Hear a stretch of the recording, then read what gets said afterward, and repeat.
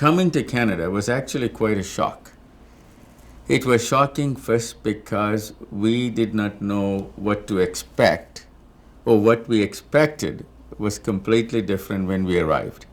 We had read books, we had met people, but unfortunately, when we first arrived in Vancouver, we must have come during the time there was some very serious racial tension between the East Indian community and the people here. I think people were getting used to foreigners coming in.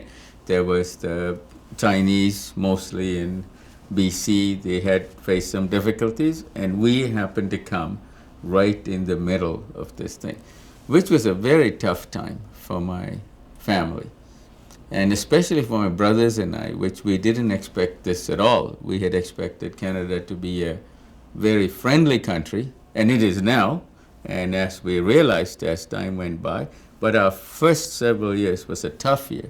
I remember my dad not being able to rent a place because of the countries that we came from. And I went to a school, a public school near our home, and we were actually assaulted and stones thrown at, not just us, at many of the foreigners. Fortunately, the tide turned. I ended up moving our school to the west side of Vancouver, and where we had a very positive experience. And then eventually, when I went to the university, I realized very quickly education was important, and some of the high school students we were dealing with did not have a world perspective, so we were mistreated. But fortunately, those scars were very quickly removed from the much more positive experiences that we had at the university.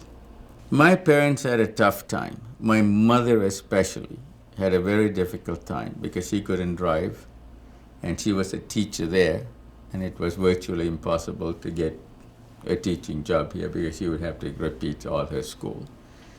My dad and my mom essentially did some odd jobs here and there, and eventually my dad did get a good job with the city of Vancouver, managing the parks. And again, I still remember them saying, "We are here for you."